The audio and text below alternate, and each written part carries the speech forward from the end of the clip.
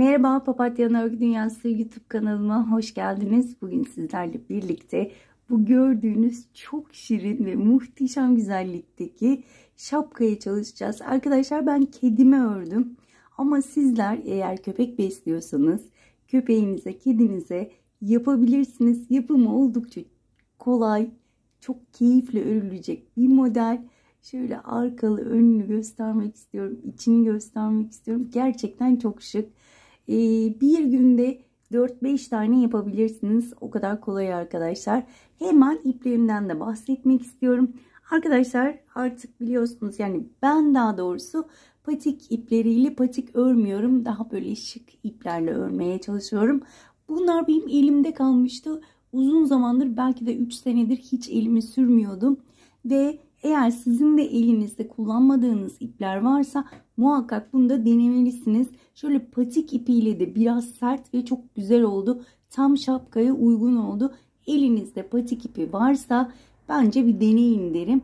Elinizde yoksa da istediğiniz tür herhangi bir iple örebilirsiniz. Çok ince olmasın.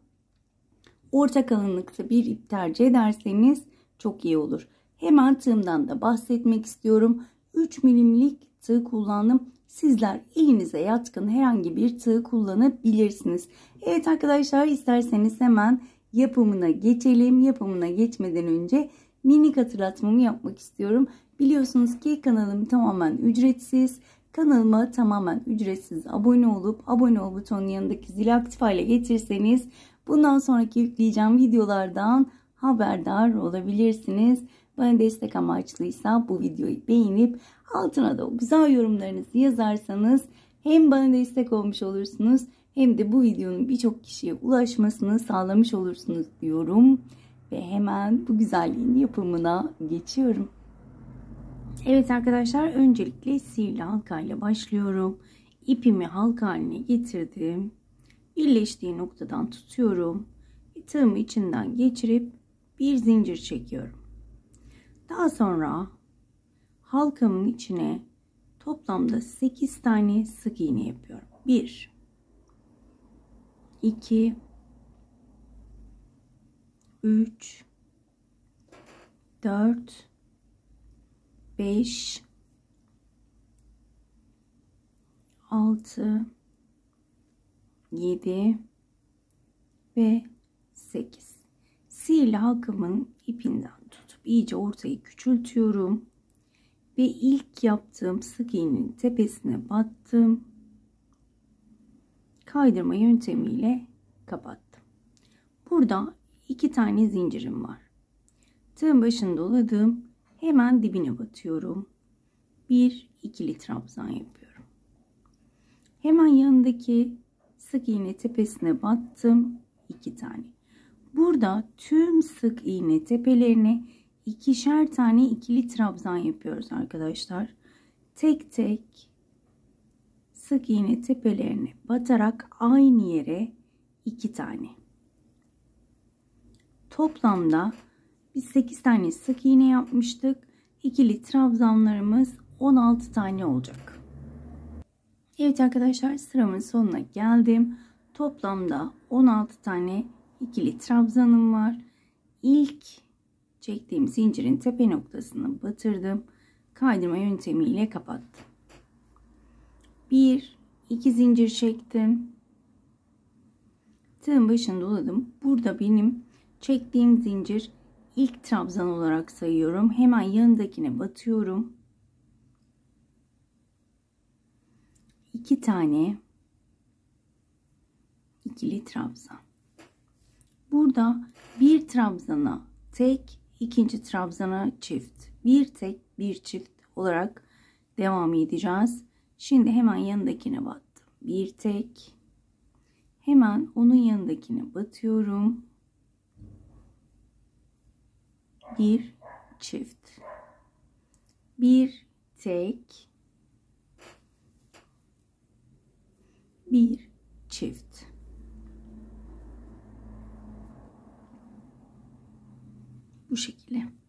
Bu şekilde devam ediyoruz.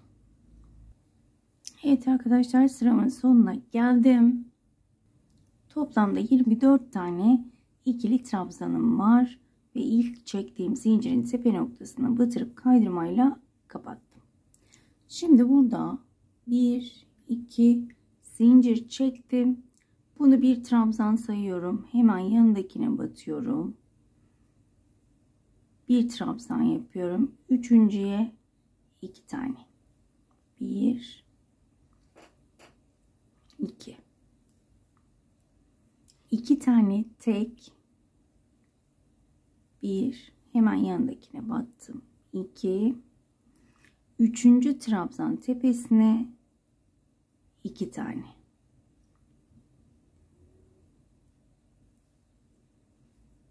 1 tek, 2 tek, üçüncü trabzan tepesine çift batıyorum. Bu şekilde sıra sonuna kadar devam edeceğiz. Evet arkadaşlar, sıramın sonuna geldim. Toplamda 32 tane ikili trabzanımız olacak bu sırada. Hemen burayı ölçmek istiyorum. Eğer ipinizin kalınlığı farklı ise şöyle ölçülerden anlayabiliriz. Şöyle hemen bakıyorum. Şöyle gördüğünüz gibi hemen evet şöyle 6 santim. Şurası kıvrıldı. Evet, tam tamına 6 santim arkadaşlar. Eğer köpeği yapacaksanız bir sıra daha yapabilirsiniz. 2 tek bir çift yapmıştık burada. Bir sıra daha yapacaksanız 3 tek bir çift olarak yapacaksınız. Burada artık kulak bölümlerini açacağız. Hemen burada 2 zincir çekiyorum. Tığın başını doladım. Hemen yanındakine batıyorum. İkili trabzan. Şöyle 5 tane ikili trabzanımı yapıyorum öncelikle. 4 oldu. 5. Burada hemen kulak bölümümüzü açalım.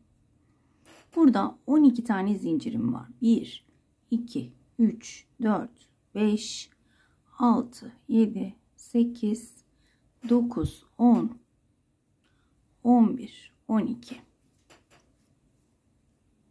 Tığın başını doluyorum ve hemen saymaya başlıyorum. 1, 2, 3, 4, 5, 6, 7.'ye battım. İkili trabzan yapıyorum. 1, 2, 3, 4, 5, 6, 7. Şöyle göstermek istiyorum. Toplamda 2, 4, 6, 7 tane bu ön tarafı oluyor. 7 tane ikili trabzan yaptım. 12 zincir çekiyorum. 1, 2, 3, 4, 5, 6, 7, 8, 9, 10, 11, 12. Tığın başını doladım. Hemen sayıyorum. 1, 2, 3, 4, 5, 6, 7.'ye battım ve ikili trabzan yapıyorum. 1, 2, 3, 4, 5, 6, 7 ve 8. 5 tane de önceden yapmıştık. 9, 10, 11, 12, 13 tane arkada oluyor arkadaşlar. İlk çektiğim zincire batıp kaydırma yöntemiyle şu şekilde gördüğünüz gibi önde 7 tane, arkada 13 tane. Burada yine devam ediyorum. 2 zincir çekiyorum. Pardon, bir zincir çektim. Burada sık iğne yapacağız. Şöyle bakın. şuradaki zincirlerin ortasına gelene kadar sık iğne yapıyorum. Tek tek tüm trabzanlara batarak birer tane sık iğne yapıyorum. Zincirlere de aynı şekilde birer tane sık iğne yapıyorum. Tam zincirin ortasına gelene kadar 12 tane yapmıştık. 6 tane sayabilirsiniz. 1, 2, 3, 4, 5 ve 6. Bakın tam zincirin ortasındayım. Burada 40 tane zincirim var. 1, 2, 3, 4, 5, 6, 7, 8, 9, 10, 11, 12, 13, 14, 15, 16, 17, 18, 19, 20, 21, 22, 23, 24, 25, 26, 27, 28, 29, 30, 31, 32, 33, 34, 35, 36, 37, 38, 39, 40. Bu şekilde daha da uzun çekebilirsiniz. Tamamen size kalmış. Bu bizim şapkamızın bağcığı olacak arkadaşlar. Hemen geriye dönüyorum. Tüm zincirlere batarak ister kaydırma yapabilirsiniz şu şekilde. İsterseniz sık iğne yapabilirsiniz. Ben şöyle kaydırma yapacağım. Bu şekilde tüm zincirlere batarak bu şekilde kaydırma yapıyorum. Şöyle şuraya gelene kadar devam edelim. Evet, şöyle sona gelmek üzereyim.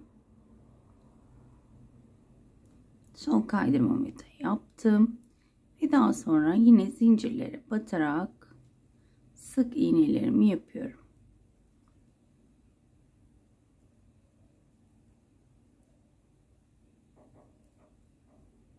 Bu şekilde bakın bağcıklarımız hazır.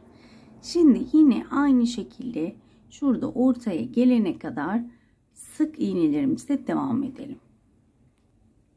Evet, bakın tam zincirin ortasına geldim. Yine burada 40 tane zincir çekeceğim. 40 zincir çekip dönüyorum. 40 tane zincirimi çektim. Yine aynı şekilde ve yine kaydırma yöntemiyle geriye doğru dönüyorum. Bu şekilde tek tek batarak kaydırmamı yapıyorum. Şuraya gelene kadar. Evet, sıramın sonuna gelmek üzereyim. Son kaydırmamı yapıyorum. Bir zincire geldim. Ve yine sık iğnelerimi yapmaya devam ediyorum.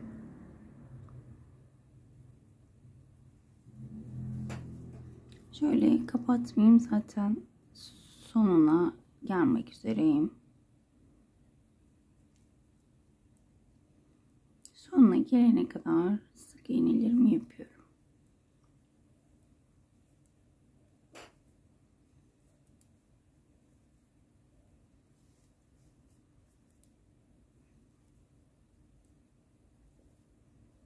Evet.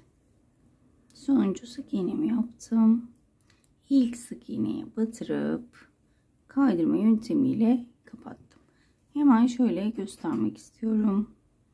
Bakın ön tarafımız, kulak kısımlarımız. Bu da ense kısmı. Şöyle. Çok güzel oldu. Bu şekilde bile kullanılır bence. Bakar mısınız? Evet. Şimdi burada artık kenar kısımlarını yapacağız. Burada 2 zincir çekiyorum. Tığın başını doladım. Hemen dibine battım. İkili trabzan. Burada arkadaşlar tüm trabzan tepelerine 2 tane ikili trabzan. Aynı yere batıyorum. İkili trabzan. Hemen yanındakine battım. Aynı yere 2 tane. Bu şekilde devam ediyorum. Hemen şöyle şeyi de göstermek istiyorum size. Şu bölümü de göstermek istiyorum. Şöyle biraz hızlı yapacağım. Onu oradan kaybetmemiz gerekiyor çünkü. Şöyle hızlıca örüyorum. Eğer buraları anlamadıysanız videoyu yavaşlatabilirsiniz. Çok videonun uzamasını istemiyorum. Zaten çok kolay bir model. Ve sadece burada her bir trabzan tepesine 2 tane ikili trabzan yapıyorum. Evet.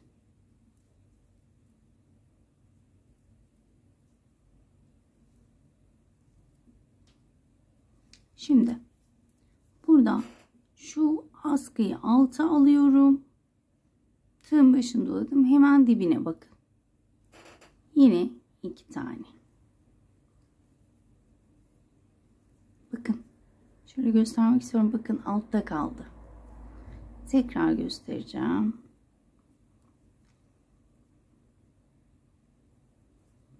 Bakın. Hemen şöyle şu dibine battım. 2 tane. Askıyı alta aldım.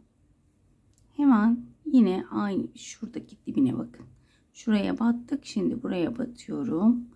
Yine 2 tane yapıyorum. Ve gördüğünüz gibi askım altta kalıyor. Ve bu şekilde yine her bir trabzan tepesine 2'şer tane yapmaya devam ediyorum. Burada yine şu gösterdiğim askıdaki gibi saklayarak devam ediyoruz arkadaşlar. Ben sıra sonuna kadar devam edip dönüyorum. Evet arkadaşlar, sıramın sonuna geldim. İlk yaptığım zincirin tepe noktasına battım. Kaydırma yöntemiyle kapattım. Şu şekli alıyor. 2 zincir çektim. Tığın başını doladım. Hemen yanındakine batıyorum. Bakın. Şu yanındakine battım. Tekrar aynı yere batıyorum. 2. Şimdi burada bir tek bir çift yapacağız. Yani hemen yanındakine bir tane, onun yanındakine 2 tane. 1, aynı yere batırıyorum. 2. Bir tek bir çift arkadaşlar. Bir tek yapıyorum. İkili trabzan. Hemen yanındakine batıyorum. Aynı yere 2 tane. Yanındakine battım. Bir tane ikili trabzan. Onun yanındaki trabzan tepesine 2 tane. Bu şekilde sıra sonuna kadar devam edelim. Evet arkadaşlar, sıramın sonuna geldim. İlk çektiğim zincirin tepe noktasına battım. Kaydırmayla kapattım. Şöyle göstermek istiyorum. Sizler bu bölümü istediğiniz uzunlukta yapabilirsiniz. Bundan sonraki bölümde son sıram zaten bu. 2 zincir çekip tüm trabzan tepelerine birer tane tek tek batıp birer tane ikili trabzan yapıyorum. Bu şekilde. Buraya sık iğne yapabilirsiniz. Eğer şöyle çok uzun yapmak istemiyorsanız tekli trabzan yapabilirsiniz. Benim gibi ikili trabzan yapabilirsiniz. Tamamen size kalmış. Ben bu sırayı bu şekilde her bir trabzan tepesine bir tane ikili trabzan yaparak devam edeceğim. Evet arkadaşlar, sıramın sonuna geldim. İlk çektiğim zincirin tepe noktasına battım. Kaydırma yöntemiyle kapattım. Ve ben bu şekilde bitireceğim arkadaşlar. Sizler bir sıra daha sık iğne geçebilirsiniz. Kenarları daha düzgün olsun diye. Şu anda lila taktırmıyor. Tam olarak genişliğini bilmiyorum. Çok geniş olmasın diye sık iğne yapmıyorum. Ama taktıktan sonra eğer istersem bir sırada sık iğne yapabilirim. Az önce ilk sırada taktım. Gayet rahat şu köşe oturdu. Ama şu uzunluğa tam net karar veremedim. O yüzden burada kesiyorum. Bir zincir çektim. İpimi kesiyorum. Şöyle hemen ben üstünkörü ipimi saklayacağım. Sizler ayrıntılı bir şekilde saklarsınız.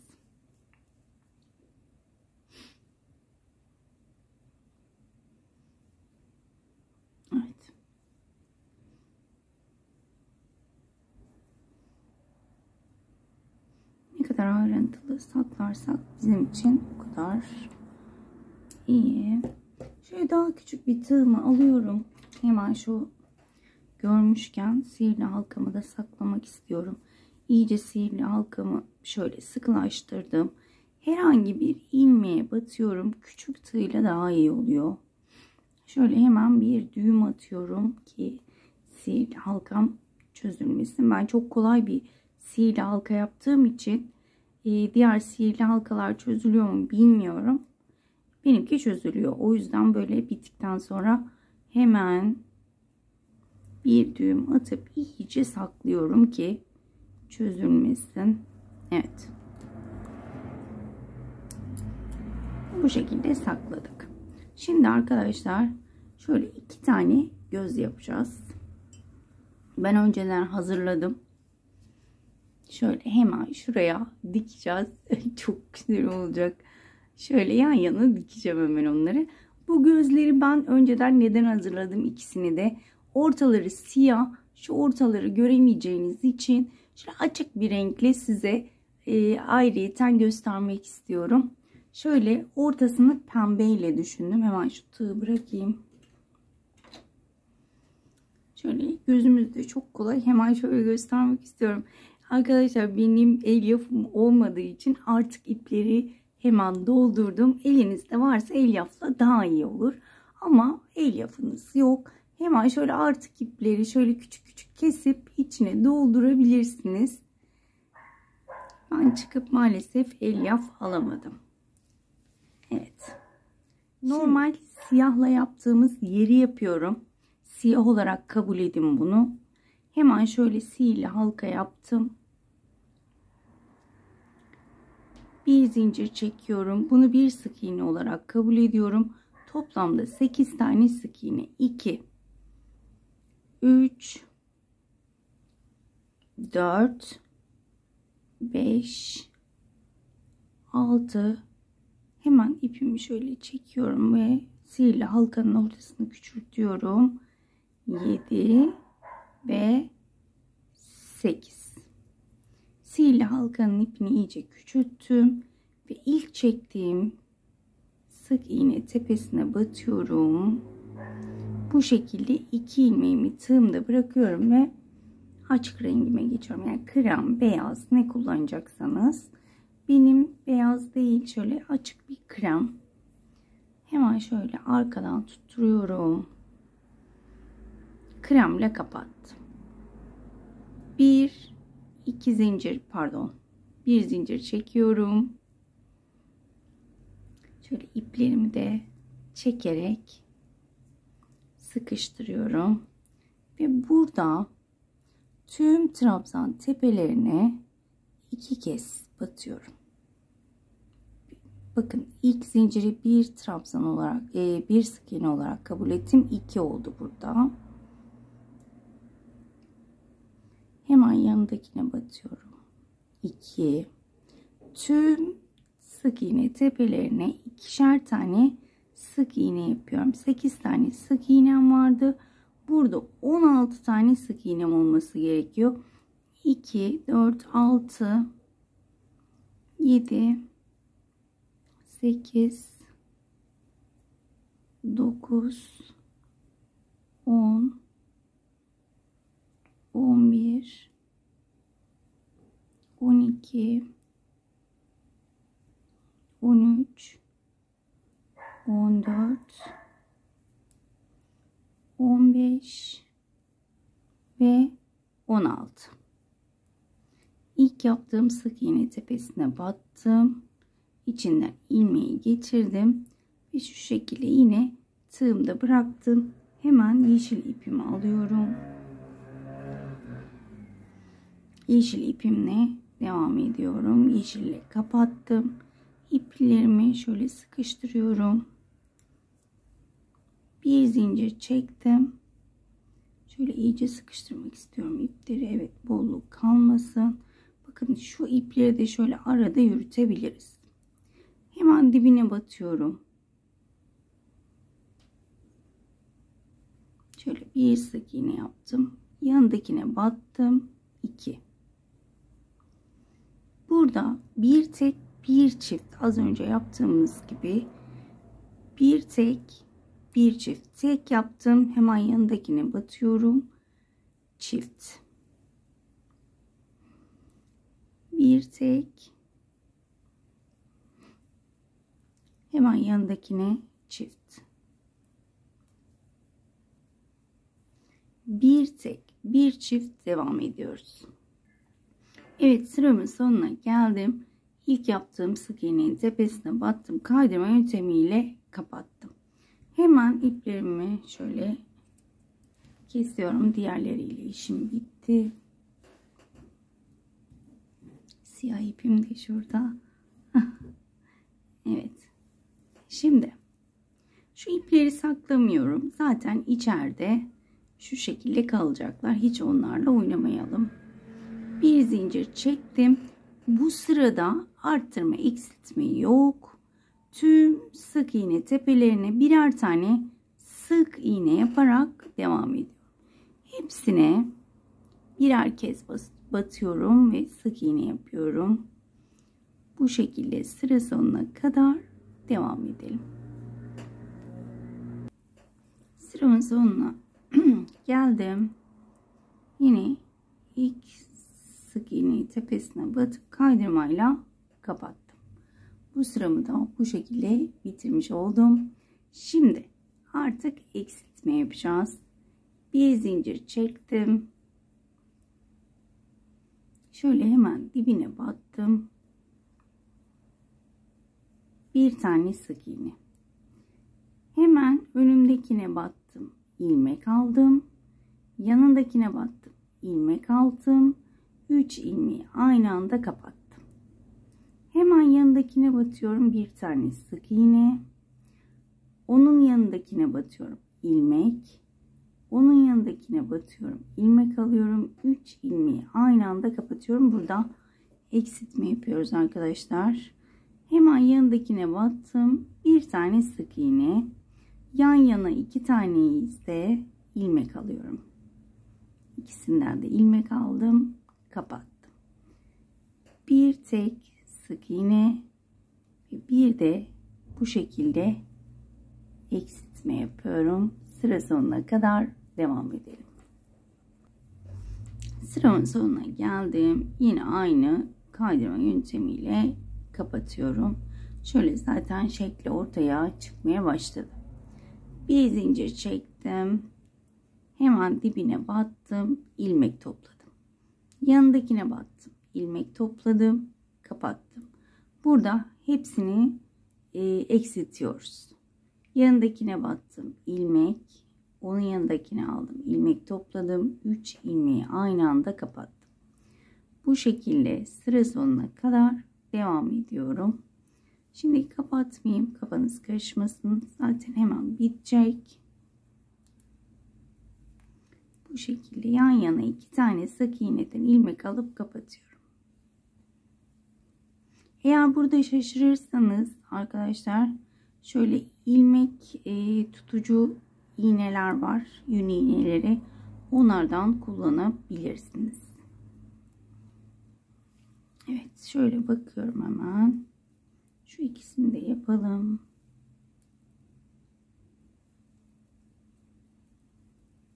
Kapattım. Bakın sonuna geldim. Şöyle kaydırma yöntemiyle kapattım. Ve dediğim gibi benim el yapım yok. Ne diyeceksiniz ki? Örgü ören bir hanımın nasıl el yapı yap? Oyuncak yapmadığım için maalesef. Önce birkaç tane yapmıştım, vardı. Ama nereye koydum inanın hatırlamıyorum. Bulamadım. Şöyle elimde artık yünlerim var. Hemen içine dolduruyorum. Tabi aynı renkten koyarsanız daha güzel olur. Dışarıdan görünmez. Onu akıl edemedim herhalde ben. Bu şekilde dolduruyorum. Gördüğünüz gibi gözlerim hazır. Bu şekilde arkadaşlar, hemen diğerinde devam edeceğim şimdi. Gördüğünüz gibi çok güzel oldu. Şimdi hemen diğerinden devam edelim. Şöyle iyice bunu doldurdum. İpini de uzun bir şekilde ipini de uzun bir şekilde kesmiştim ve burayı hemen dikiyorum. Şu şekilde.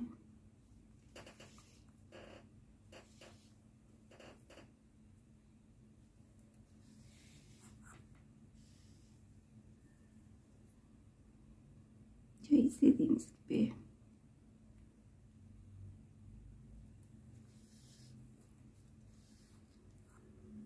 Dikebilirsiniz. Benim içine koyduğum ipim farklı renk olduğu için belli olabilir. Siz oralara çok takılmayın.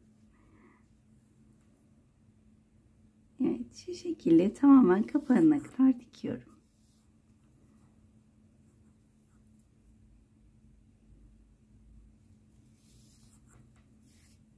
Bayağı uzunca kesmeyi unutmayın. Çünkü şapkaya da dikeceğiz.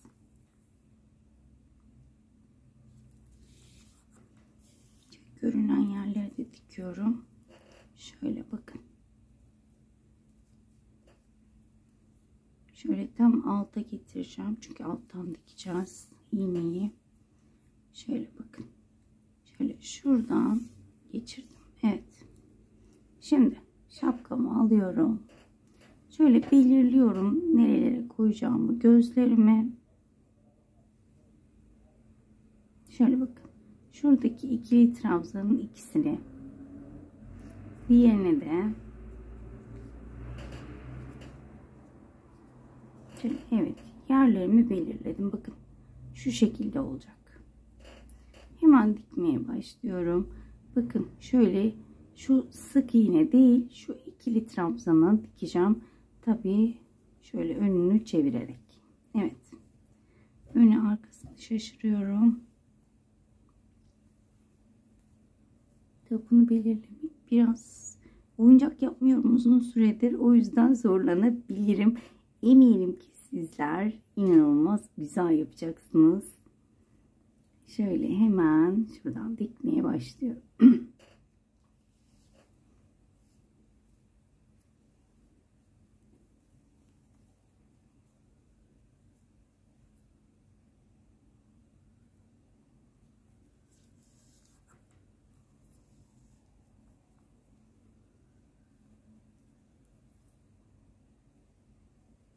İpim biraz uzun. Ondan da zorlanıyorum. Sizler eminim ki hiç zorlanmadan dikeceksiniz. Ben şimdi kameranın karşısında şu kollarımı uzata diktiğim için biraz tabii ki zorlanıyorum. Bu sizi korkutmasın. Sizler çok kolay bir şekilde dikeceksiniz.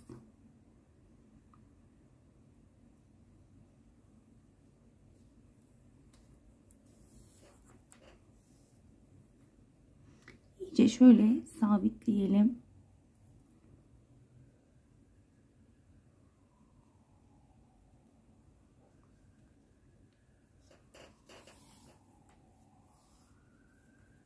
Bakın iyice sabitlendi.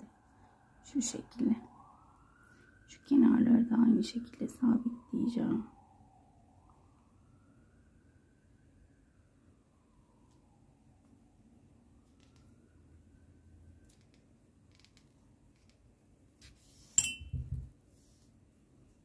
Evet. Bu şekilde arkadaşlar. Diğerini de hemen yanına dikiyorum. Bu şekilde ve hemen dönüyorum.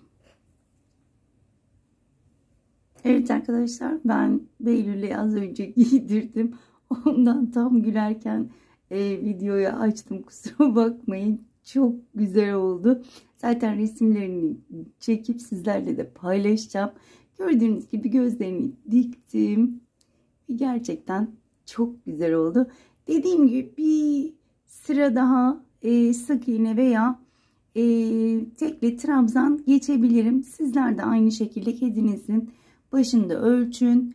Eğer kısa gelirse bir sıra daha örebilirsiniz. Yapımı gerçekten çok keyifli ve gerçekten kedilerde çok şirin duran bir şapka yaptık. Umarım beğenmişsinizdir. Umarım ben de ayrıntılı bir şekilde anlatabilmişimdir. Bir dahaki modellerde görüşmek dileğiyle. Kendinize çok iyi bakın. Hoşça kalın.